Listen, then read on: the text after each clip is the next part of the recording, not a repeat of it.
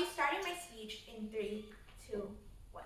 Panel, side proposition would like to strengthen the accountability between the powerful major conglomerates and their subsidiaries. First and foremost, I'll be starting off by stating the problem statement. After all, I'll be characterizing the main key terms and introducing you to two major arguments to this debate. So the problem that we see, ongoing problem in the status quo, is the separation, major conspicuous separation between the superior head companies and their subsidiaries. We see that these subsidiaries, in fact, benefit by association from these major conglomerates in the status quo. So when something goes wrong in these subsidiaries, what only smaller companies have to compensate, right? Which is kind of contradictory. I'll be further elaborating this in my first argument, which is a principal argument on how this is contradictory. And we see that by doing this, we'll be able to expand the legal liability of the larger companies, right? Because we are in fact increasing the accountability.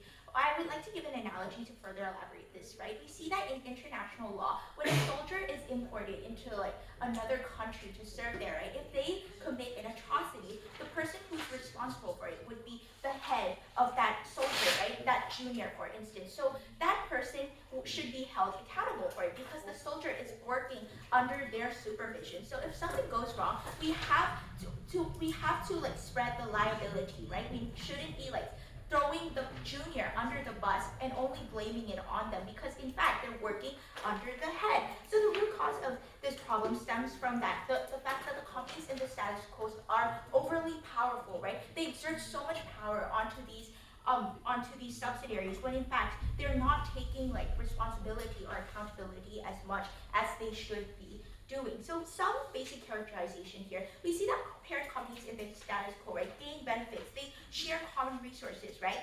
I'd like to give an example to further elaborate how they're sharing common resources, right? We see this in a supply chain in which, for instance, if a company produces candy bar, right, they later on pass this candy bar onto the transportational sector in which is the second transportational structure is trucking, for instance, and thirdly, they transport this to convenience store. So they all work in conjunction. They all work collaboratively with one another. So that means that when something profits, right, the profits would then be passed on to the head.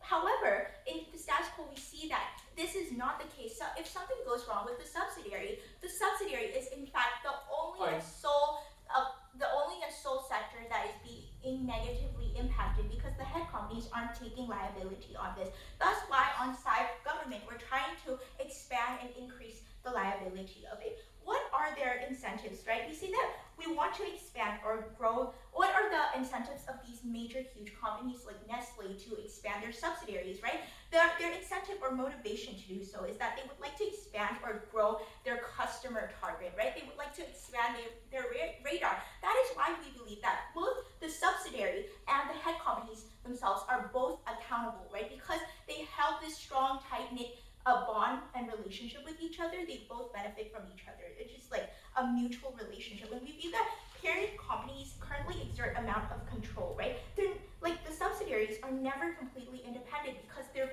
fully and strongly associated with, they are under the big company. Thus, it's kind of the analogy that I gave earlier about the soldier who was who traveled to another country to serve there, right? They are always going to be under this huge company, right? They are going to be independent. So the burden of proof to this debate is which side of the house would be able to increase supervision in the subsidiaries and also increase responsibilities from the head company to the subsidiaries, right? If side proposition can prove to you how our side of the house is able to do so, we deserve to win this debate. Okay, moving on to my first argument, accountability. And why should the big companies be held accountable for this, right? So logically, okay, I would like to invite you guys to all think, right?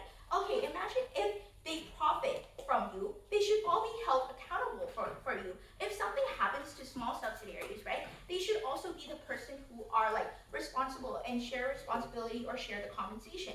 The comparative to this is that we see that on their side of the house, the head companies, right, would only garner all the benefits and leave and would not compensate, right, because they would allow these subsidiaries to solely suffer on their own because you know what? Oh, in the good days, I'll stay with you. But when something gets bad or you do something bad, something gets wrong with you, okay, I'll leave you. Now it's your responsibility to take care of it. Before I move on to my second argument, I'll take your view on. Would you hold BlackRock accountable for the actions of the company in its portfolio? We view that we would hold them accountable because, of course, they are like a large conglomerate, and under their control are like small subsidiaries, right? And since they're benefiting from these small subsidiaries, they should be accountable for these like subsidiaries. I'll be moving on to my second argument regarding compensation, right? For instance, to further characterize, this second argument has a total of 3 layers. So firstly, employees are acting under control of the companies. This is considered a vicarious liability, right? Because we see that companies are responsible for supervision. For instance, if a truck driver gets drunk, right, or runs over a person, right, this means that the head company is responsible for the truck driver's incident. Even though you may argue, side opposition may say that, it's their own individual responsibility because the truck driver was drunk that night, right? But in truth, it's also the company's responsibility. It's a shared responsibility, a shared liability, because it's the head company's fault for not creating a restricted standard or like a restricted criteria, or not fully or thoroughly supervising them enough, right? If the head company were to have like put in enough effort to even care for the truck drivers, it's because the head companies don't care about the people on the land, on the ground, working to support them. They only care about the benefits that they garner at the end of the day. This is why we believe that it is important for us to not only care about the profits that we gain, but also care about people who are working on the ground, people who are like physically doing that. That's why we on side proposition support the theory. Secondly, we feel that we are trying to expand the ability for victims, or the scope for victims to be able to like call for compensation, right? Because it prevents like this also prevents parent companies from exploitation, right? Because in the status quo, we see that the head companies the government is allowing the head companies to throw like subsidiaries under the bus. Because what does this happen? Because the companies are exploiting them, right? So the third analysis under compensation is strict liability, right? We view that the government wants to err on the side of victims, and the burden should be, however, on the powerful companies instead, because they are benefiting from it, and we would like to prevent exploitation. That's why side proposition should win. Thank you so much for that speech, Prime Minister. Let's now call on the Leader of Opposition. Hear, hear.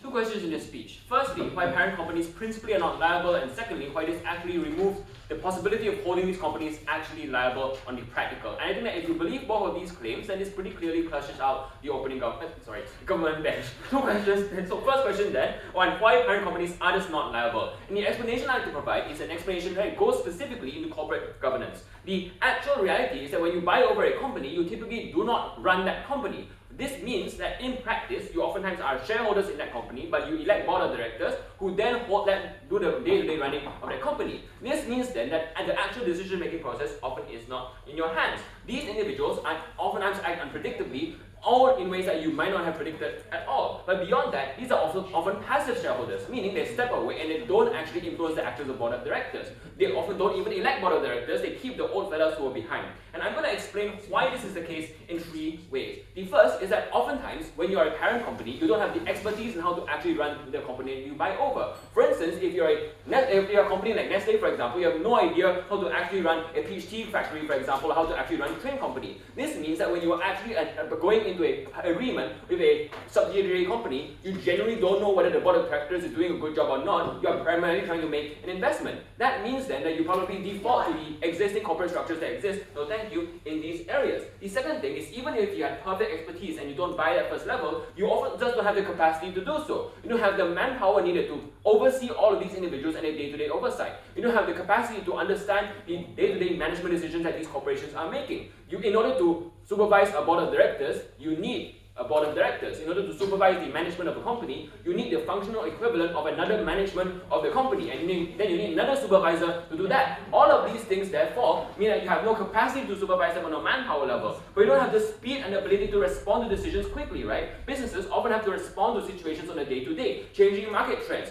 the new and upcoming events that are occurring within their corporate calendars, the rise or fall of supply and demand of various materials and various items, which necessitate that they change their decisions, and consumer behavior, which changes on a day-to-day as well, and different trends. The speed at which the corporate decisions have to be made, mean that it is literally impossible for you to pass up information up a high chain of command. Therefore, usually, what ends up happening is parent companies delegate a lot of the decision-making process to the subsidiary companies as a result. But there's also a geographical distribution here as well. We're talking about multinational corporations based in New York. How would I, a board of director in New York, have the capacity, knowledge, manpower, or understanding to run an Indonesian water bottle company, for example? The reality is that when it comes to actual geographical distribution, they don't even understand the laws of the land.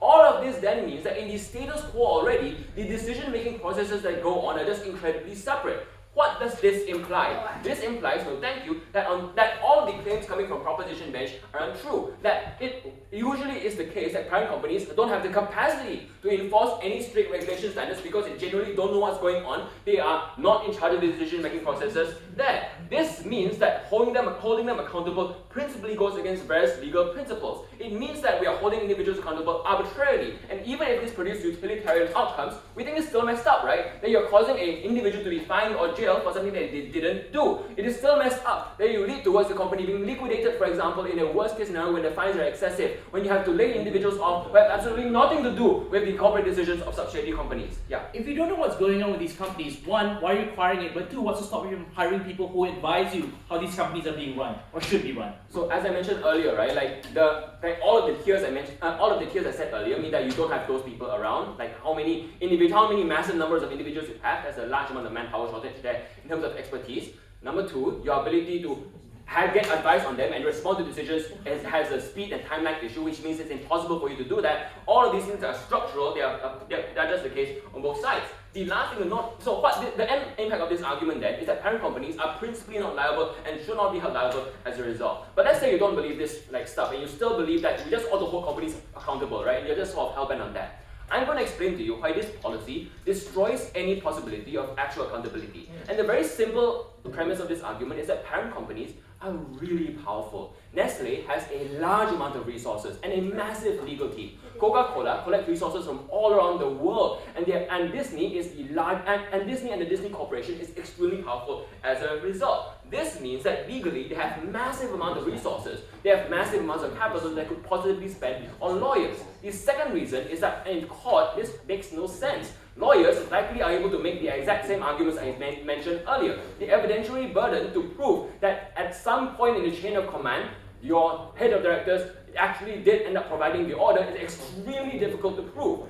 This means, what is the implication of this?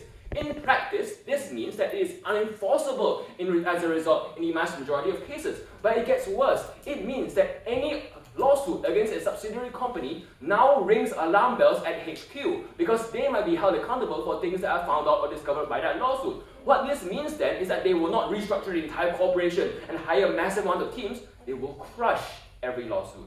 They will bring in more lawyers. They will fund your legal defense of subsidiary companies that they previously had little to no stake in. This means that you are never able to get any local wins at all for any factory that pollutes. Nestle now comes in with their massive legal team, infinite amount of US dollar resources, and crushes your Indonesian factory workers who can never mount a compelling legal defense. And they will drag out legal battles forever, so that by the time your legal battles are won, individuals already have horrible diseases. There's no point out of time for you to continue doing this. Out of time. It's down. Anyway, your lawyers and judges will never be able to trace the long paper trail that exists now because that paper trail is impossible to commit to. This means then that it is impossible for you to wage any legal battle. How does this weigh in the round? The weightage in the round is infinite. Oh, it's extremely large, sorry. It's extremely large, sorry. This means that all of the principles that they mentioned earlier about how they have to save people from pollution, have to save individuals from the horrible accountability effects of individuals acting responsibly, happen far more on our side when we actually target the individuals who end up doing these things. The individuals who end up hurting other people, who have the corrupt board of directors, for example, on their side, are able to get away with it because they can seek legal defense from extremely powerful teams. Why is this likely counterfactual as compared to evading accountability? The reason why is that oftentimes there are legal asymmetries of power between parent companies and the individuals actually pursuing lawsuits. These asymmetries are much larger comparatively than the amount of resources that it would take to actually completely come in and run every single company that you're taking charge of. This means then that there's of the house crushes any accountability, we take it back now. Thank you. Thank you so much for that speech, Leader of Opposition. Let's now call on the DPM. You're here.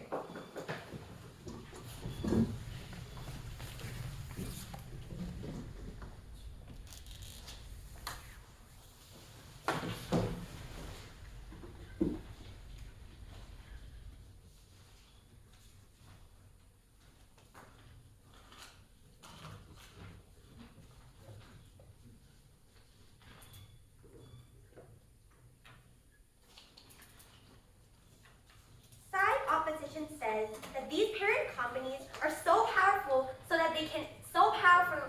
that they can manipulate the power in the lawsuit, but at the same time so incompetent and unknowledgeable to hire individuals to help these individuals, right? So I think that side opposition has to choose a characterization that they want to go with. Whether or not these parent companies are powerful enough to manipulate the power, how powerful they are, or whether they're so powerless so that they shouldn't be legally binding to these companies, right? So let's deal with these two characterizations then. I have two main responses coming from LO speech, right? Firstly then is on the principle level, because their argument principally remains on the premise that, oh, these companies cannot be liable because they just simply lack the expertise or manpower to do so, right? However, we really question whether or not this is true or not, right? Because we think that it is very simple for these companies to hire these individuals in the first place, right? But even if we take them that, okay, they might not have the exact expertise or knowledge required, we still see that this principle doesn't stand in the actual world, right? Because we told you analogies, right? How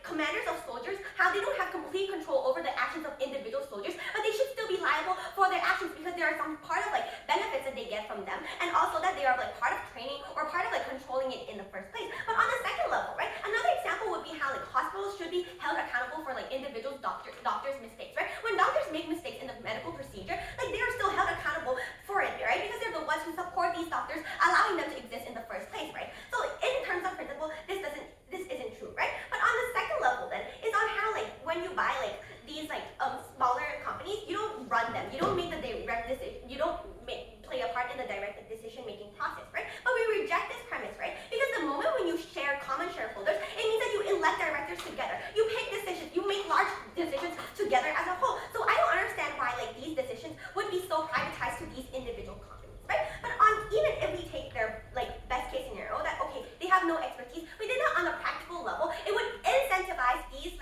parent companies to make better decisions before investing in these smaller companies and actually become more knowledgeable before actually investing, right? So let's move on to the practical impact that they wanted to talk about, right? I think that on a practical level, their entire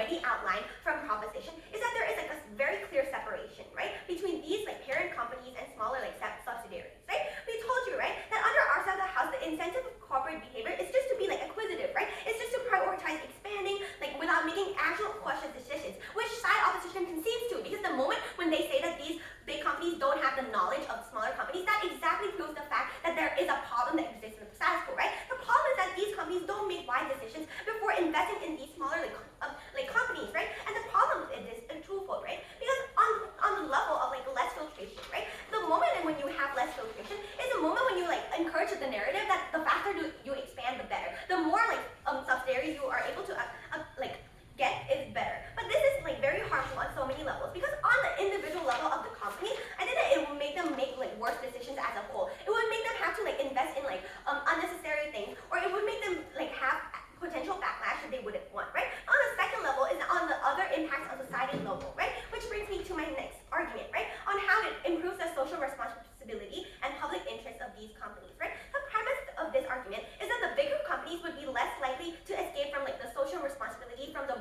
increased amount of backlash that you get from the public attention, right? So what sorts of actions do companies do that they get liable for, right? Apart from like mistakes or like factories blowing up, it's also like not following the regulations or like escaping the government like rules. Like for example, like environment policies, pollution, right? These are the things that companies should be liable for. And how do companies necessarily escape from this, right? Bigger companies are able to just like shift the blame to smaller companies by saying things like what exactly side opposition says, right? I didn't know that these companies would make this decision. I didn't know that like this would be the impact. But the moment when you like shift the blame to these smaller companies also means that you decrease the level of accountability that these parent companies have towards the general public, right? And what you get is like similar to the whole like incident in India, right? Where there is some like level of like pollution in India, but there was no sort of compensation or no sort of social responsibility that the parent company like, actually takes, right? And how does this change in our world, right? A, we think that there will be more backlash because people know more about these big conglomerates in the first place. So therefore, there will be increased attention given to this,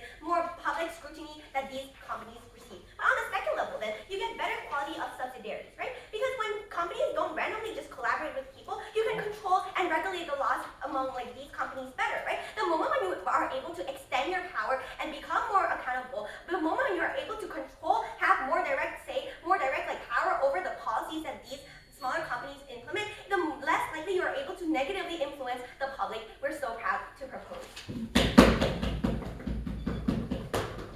Thank you so much for that speech, DPM. Let's now call on DLO.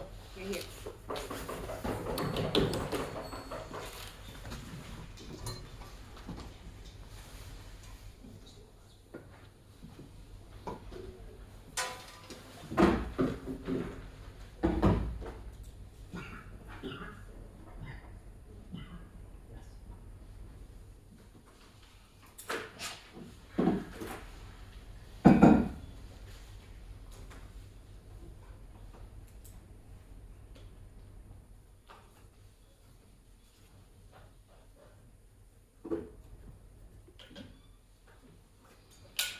Can I start?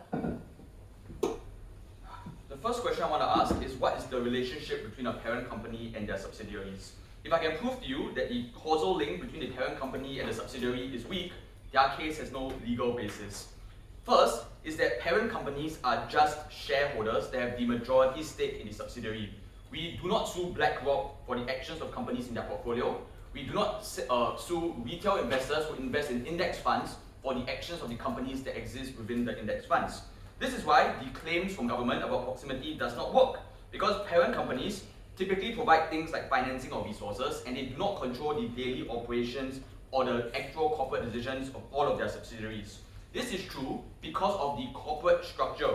Shareholders only elect a board of directors, and the board of directors set the company's objectives. Shareholders have very little interference with the actual objectives of the company. But even if you don't buy the fact that on a corporate structural level, shareholders do not interfere with the corporate decisions, you will believe the series of structural reasons as to why it is impossible for the parent company to interfere with the decisions of all of their companies. The first is quite trivial. Parent companies have literally dozens and dozens of companies in their network. It would be impossible, even for large parent companies, to be able to have the expertise or the time to handle the operations and the decisions of all of these different companies in very different industries doing very different kinds of businesses. But more importantly, they just did not buy the companies for the reasons of trying to control them. And I want you to think about this intuitively. Does it make a lot of sense as a parent company for you to spend millions of dollars acquiring a majority stake in a subsidiary, just for you to spend more time buying advisors, just for you to spend more of your resources trying to control and manage this other subsidiary? It does not make business sense for you to try and interfere with the decision making of this corporation. But most crucially, the decisions that they talk about, I want you to ask yourself, what kinds of things would we hold a subsidiary liable for? Maybe things like exploitative pricing, maybe things like oil spills or environmental pollution. Those things don't happen on a board of directors level. Clearly, the board of directors are not saying we would want to emit carbon like a huge amount, because that will look terrible and not attract any investors, given that a lot of investors are ESG investors. So it doesn't happen at a board of directors level. A lot of the things that you actually hold people liable for exist on a departmental level. They exist when on a management level, further down the command chain, there was a lack of oversight or lack of supervision. So even when we're looking at the board of directors, and their claim was, well, you elect the board of directors, so if the board of directors mess up, you are also liable. That causal link is already weak. But even for the board of directors themselves, they did not have oversight in that specific department, in that specific factory, in another geographical location. So even then, the liability there is weak.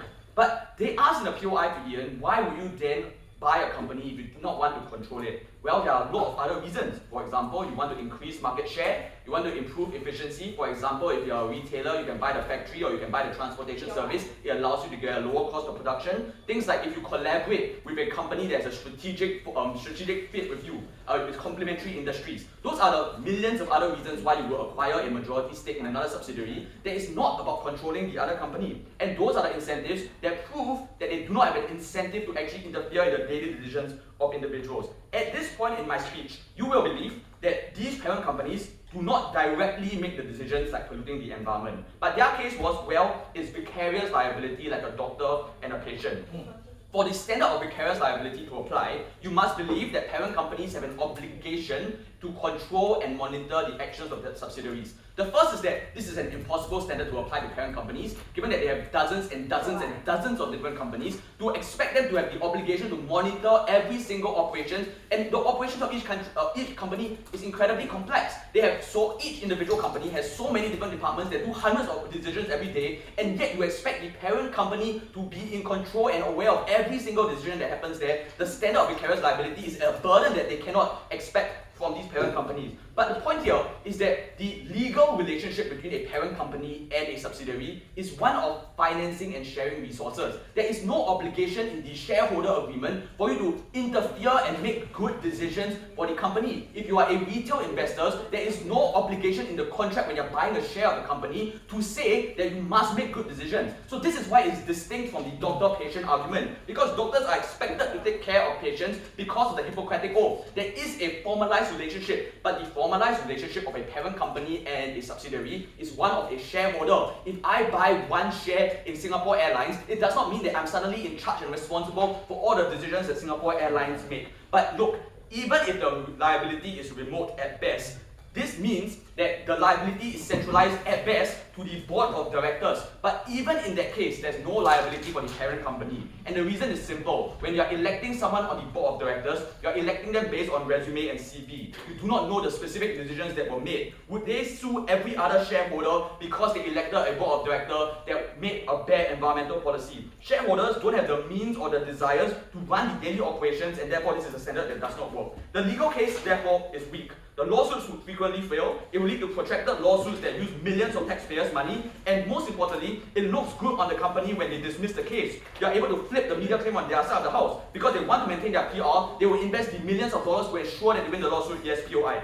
Yeah, we aren't holding individual shareholders responsible, we're holding the parent company that they have shares in responsible. Yes, but individual shareholders and a parent company that owns a 51% share have the same kind of relationship, and therefore that's the contract and that's the nature of the relationship between them. So the question I want to ask proposition at this point is, why is suing the subsidiaries not enough? Presumably the board of directors don't want to get a lawsuit, presumably they want to maintain their shareholders. Why is suing the subsidiary, the corporate entity that's actually in charge of those mistakes, the actual mechanism that allows them to change? Surely this is a sufficient incentive. Surely this also is something that a parent company would want to avoid when they don't want all of their subsidiaries in their network to face a lot of lawsuits. There is already sufficient incentive in the status quo, and there is sufficient accountability mechanisms. This seems like an unnecessary addition on top of all the other things we do to manage corporate governance. But most importantly, the final claim I want to make is that this disincentivizes mergers, because now parent companies will be exposed to huge amounts of risk when any one company in their portfolio of 50 companies could suddenly get a lawsuit. And the reason why this is an important claim in the debate is because mergers and acquisitions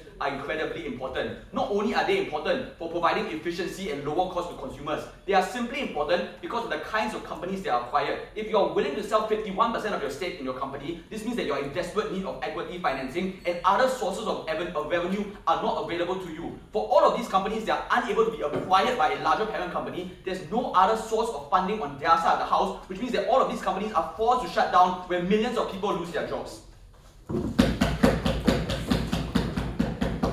Thank you so much for that speech, DLO. Let's now call on the government. Through here.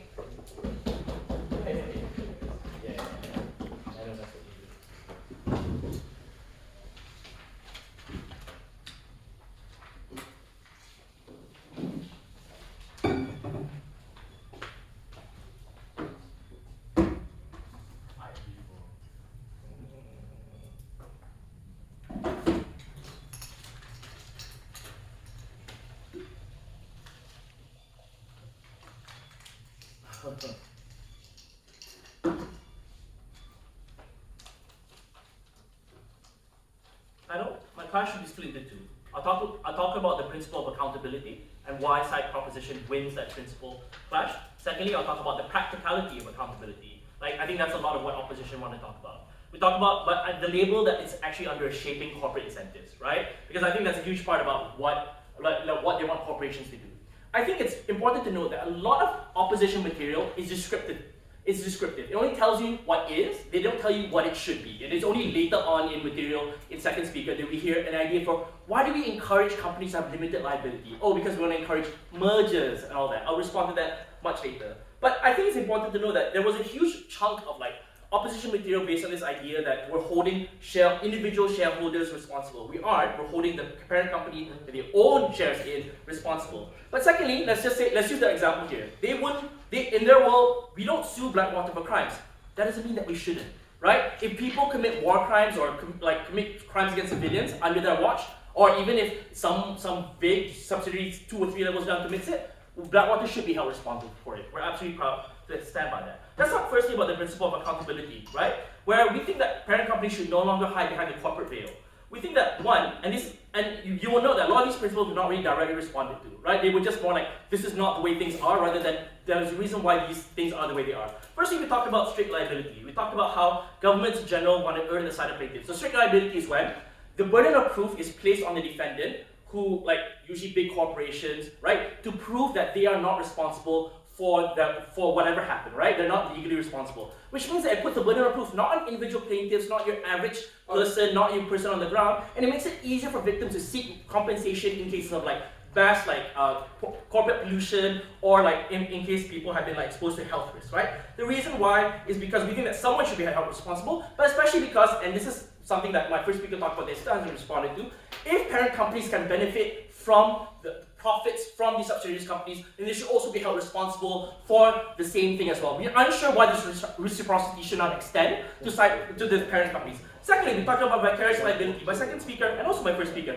talked about vicarious liability where truck drivers and employees are, whenever they commit a wrong, the parent company or whoever employs them, no thank you, is also held responsible. And this is imposed even when there's a weak line of command and control, because for 2 reasons. One is because the employee should be exercising supervision, but 2, in the end, the government errs on the side of the victim in them being able to get greater compensation, not from the employee in the subsidiary, but from the parent company itself, which is powerful and wealthy, and we think we should allow victims the ability to at least have an opportunity or chance to get greater compensation from the parent companies. Lastly, the third one is command responsibility, and that's something my first speaker talked about. That even in cases like when you talk about other analogies of international law, like international humanitarian law, commanding officers are held responsible for the war crimes committed by their soldiers. And this extends to generals. Imagine this, an average infantryman commits a war crime, and generals are still held accountable. In their world, this would be too tenuous. The link would be too tenuous. You wouldn't be able to control. There's no way you can control what every soldier does as a general because you're over there at HQ. But in their world, these generals would never be held responsible for the war crimes done by the infantrymen. They have no incentive to exert greater control and greater supervision. Yes? A general is expected to control his soldiers. Shareholders of a company are only expected to finance and not expected to interfere in the corporate decisions because shareholders do not have that corporate expertise in the industry. Come on, shareholders elect the board of directors, right? And as you pointed out, shareholders today are more well aware. They're ESG investors. They're more educated. They're more invested in what these companies necessarily do. And that actually segues into the second one. How do we shape corporate incentives? Remember, in their world, nothing changes. This is a world in which we're okay with parent companies getting away with not paying millions more because they're able to. Okay, so let me give an example of like a common thing that happens, right? You've got a small subsidiary company that probably does some oil spill, right? Like the company's worth like 50 million. People sue for 100 million. They win 100 million. The parent company is obviously worth billions more. Parent company can just say, you know what? Yeah, sure, pay it off, right? They never have to face the remaining 60 million because they can just say this is part of the cost of doing business. We factored in the likelihood that they would do these, they would violate environmental regulations, and that's the kind of world they're okay with. A world in which people can simply wash their hands and say, there's no way we can control. We're still unsure as a characterization. Are these companies really so powerful and wealthy, but at the same time they're incompetent and unable to hire managers to be able to advise them on what these companies do? In fact, we think that finally, as we heard from DLO, this idea of limited liability, like we want to encourage risk-taking, we want to encourage corporate activity, we don't want to disincentivize mergers. Let me just say this.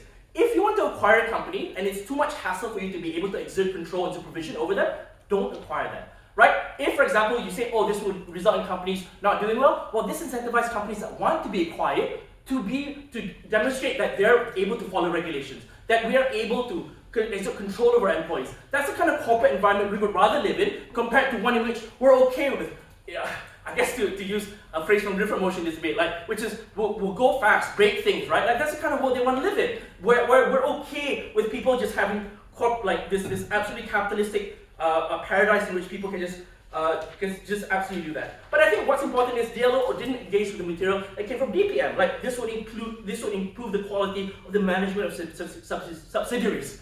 Because as it stands in status quo, there is no incentive. Because in fact, there is a huge disincentive in status quo for these parent companies to even want to improve the quality of these places. Because by your standard, if you improve the quality of it, then we would be held liable for it at the end of the day. Look, it ignores also the material that comes from Tara to say that there's a reason why these companies will not necessarily crush the kind of there's a chance of us at least getting some measure of accountability in their world. So in their world, there's no chance at all of ever holding the parent company responsible. But in our world, where you have parent companies that are media sensitive because they're publicly traded. Secondly, because they're facing shareholders pressures like ESG investors to look good and be able to show that we are responsible companies, which is very vogue these days for good, right? At least in our world, right, these companies will either be forced to divert huge amount of the resources to fight each and every lawsuit as it comes forward, or B, and this is a more likely approach, they'll settle.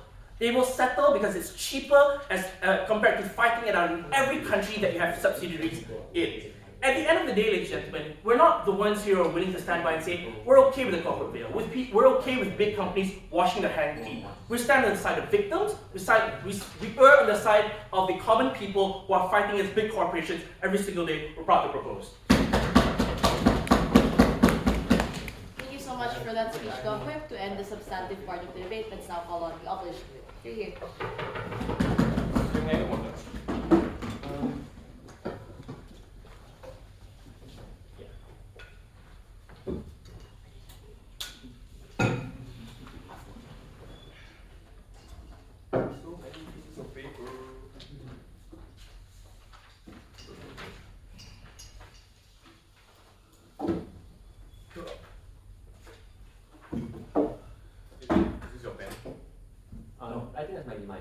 Okay, yes.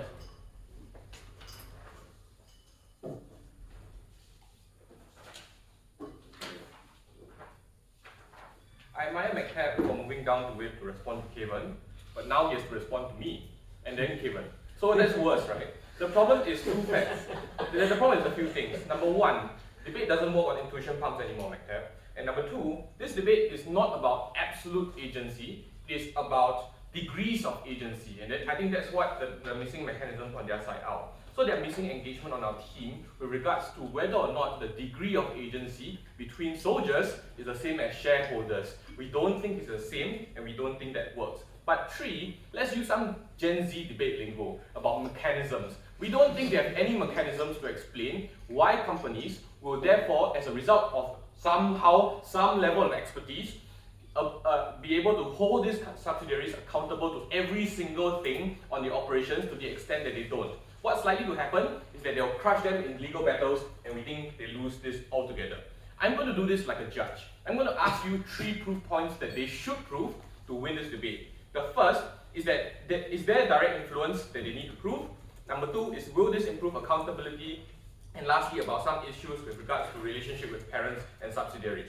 The first is whether or not there is direct influence. The first came from the PM, that is the gift is a few things, in 2 areas. The first is that you punish the head of soldiers instead of soldiers, which is a weird intuition pump because it's not related. But number 2, that they also have mutually beneficial profiteering business, and therefore they should be liable, for example. But why? We think this is a weak proof because the relationships of these 2 mutually exclusive relationships are actually very different. Meaning to say, the agency of these things are quite different in terms of the commanders and the soldiers versus shareholders and also the parent agencies over any other subsidiaries. And we think the degree of agency is such that most of the time corporate structures suggest that these people do not have active operational stakes on these particular businesses. They are mostly passive structures, and therefore what happens as a result is that they don't create or they don't prove that they have the same degree of liability and same degree of agency over the direct operations of the subsidiaries itself. Why is this taken down by our team?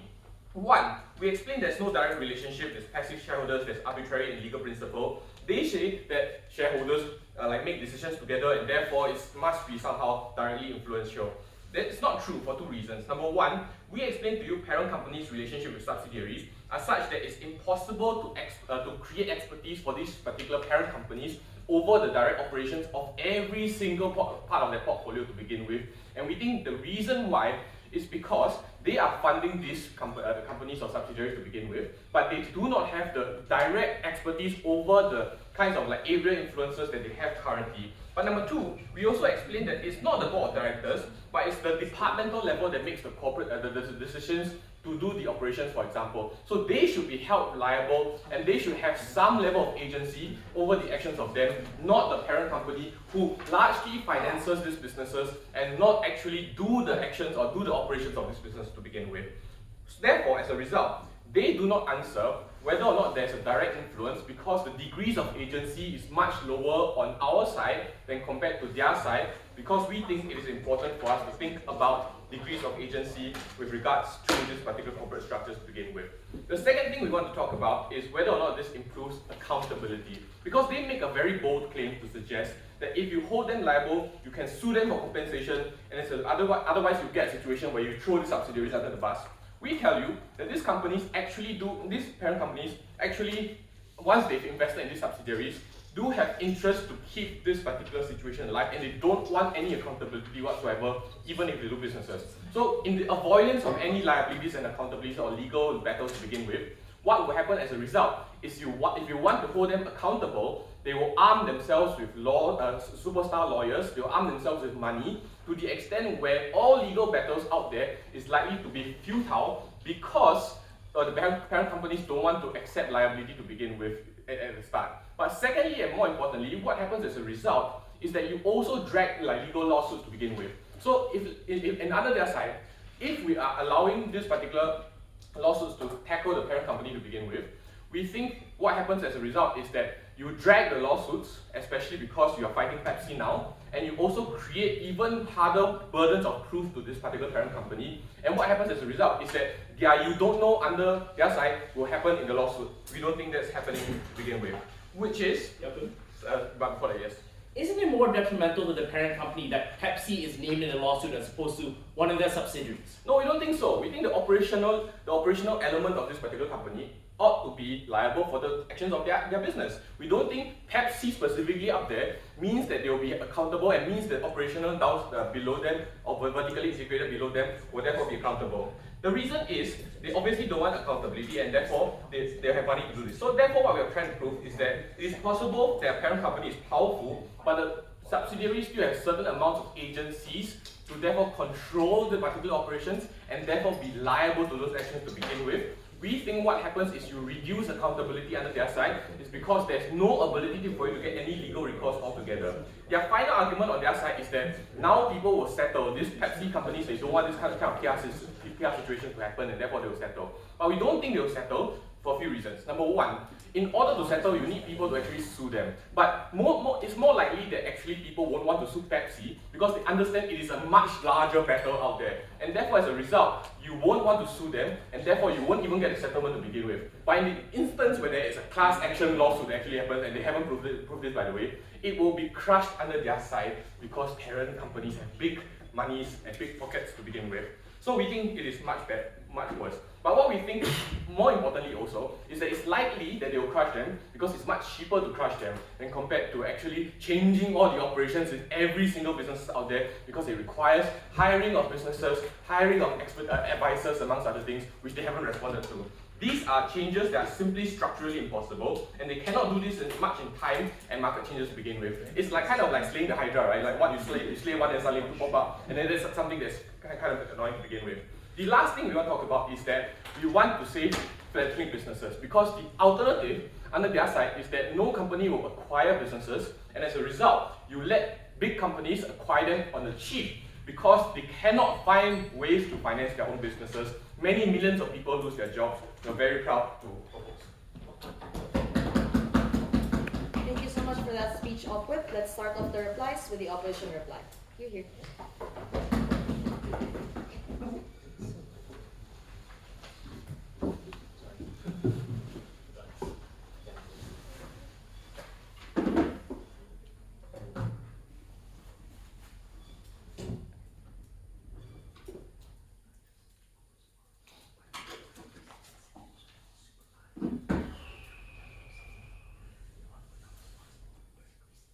Let's talk about the legal aspect of this debate. Are parent companies legally accountable? We explained that parent companies are merely shareholders that own a majority stake, and they only provide financing and resources. So on a corporate structure level, shareholders don't make individual decisions about the daily operations of a company.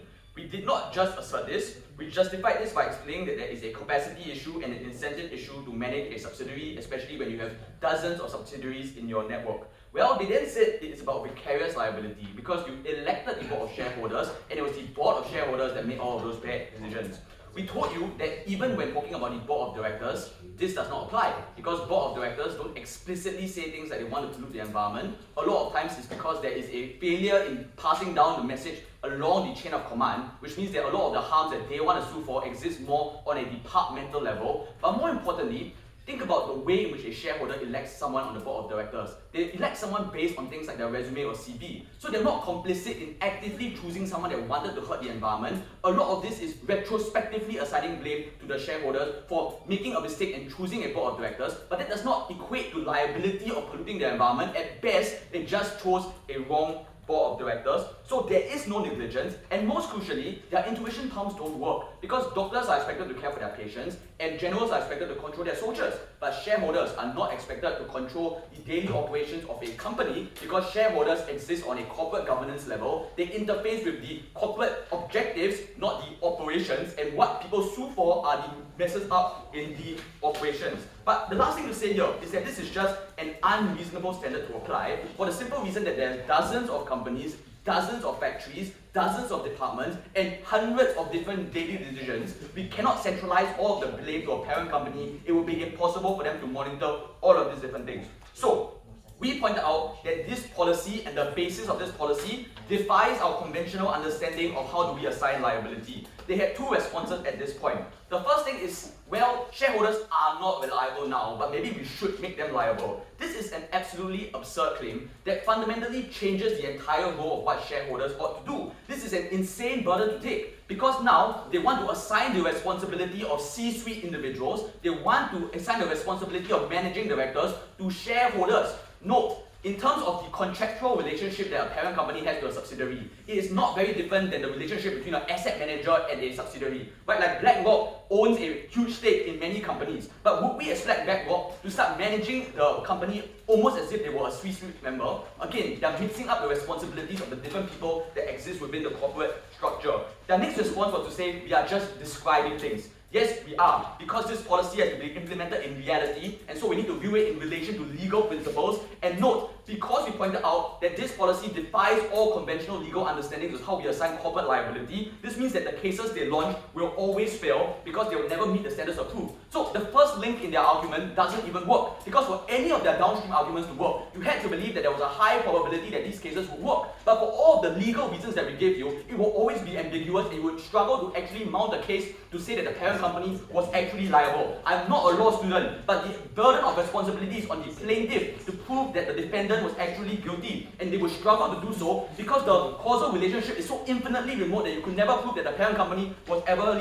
directly responsible. So the first link to activate the case was never proven, and that was detrimental for them because all of our harms remain true. All of the harms of failures of lawsuits that boost the media reputation of companies, all of the money that is spent, millions of dollars on protracted lawsuits funded by taxpayers' money, were harms that existed on their side of the house. But they then said, at least we change the incentive of parent companies. One, this assumes that parent companies are doing bad things right now. At best, they're just doing nothing. But more importantly, they don't explain why current mechanisms in status quo don't work. Why is it not sufficient for subsidiaries to want to protect themselves and protect their own profit margins? Why are those not enough to activate changes in corporate governance on subsidiaries and not changing the incentives of parent companies that are not even involved in the corporate structure of a subsidiary?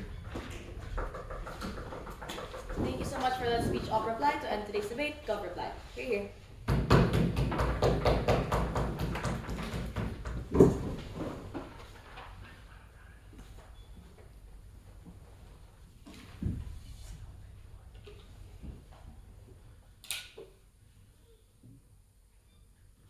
This debate isn't like about whether or not there is a direct influence or not, but it's also about like the indirect influence that these parent companies have towards their subsidiaries, right? I think that the entire opposition bench like operates on a very old school characterization of like what the corporate relationships actually look like, right? Because from PM we pointed out really clearly that the the shareholders are increasingly having like more say into the decision-making processes, right? We told you that there is more active management within the corporate structures due to like the shifting narratives in the status quo about why like these companies would have to have more social responsibility towards the public, why there should be like more responsible to the global issues in the world, right? I think that the claim coming from like reply saying that like the incentives, we never proved that the incentives exist under our side of the house. I think that the current incentives of the public companies that exist are very clearly proven since first, right? We told you, right, that there are profit incentives. We told you, right, that they often hide behind these smaller issues in the world to make themselves look good. I think that these incentives clearly exist, and these are the problems that exist in the world today, right? So what are like the three main questions in this debate then? One is on the principle level of should parent companies even be held accountable? Second, on like which side actually increases the accountability? And thirdly is on like which side improves the quality of corporations, right? First question then on like should parent companies be held accountable, right? We gave you like two different like mechanisms, right? Firstly is on the concept of reciprocity, right? The fact that these like parent companies directly benefit off of these smaller companies means that they should also have some level of accountability towards them, right? But even if you did not buy that metric of reciprocity, I think it is very clear that we give you a bunch of examples of like how like these companies like they on these conglomerates exist based on a supply chain, right? The existence of the parent company also like necessitates the existence of these smaller companies, right? They have to share natural resources, like what side opposition literally said, right? And I think that because they share these resources, because they have like some sort of connection behind like the supply chain that they have, they also should be held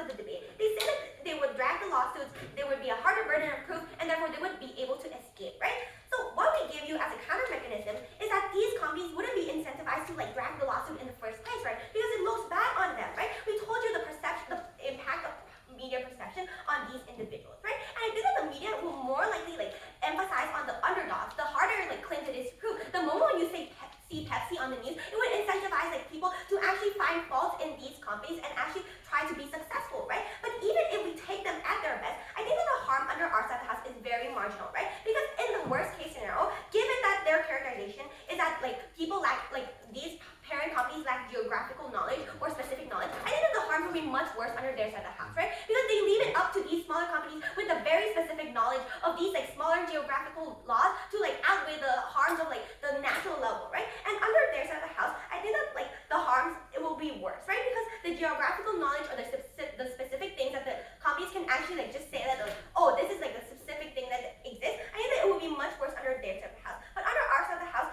like the harm is very marginal and very unlikely to happen, right? Thirdly, then on the quality of corporation, I think that this is like a very simple like clash, right? Because under their side of the house, they make an assertion that millions of people would lose jobs. You just like stop financing companies, but at the very least, even if we had like shut down these smaller companies, at the very least we improve the quality of these smaller amounts of companies, which is why we're so proud to propose. Thank you so much for that speech, and thanks everyone for the debate. The decision will be announced later, so you guys can just remain anxious until we announce the decision. Wow, thank you.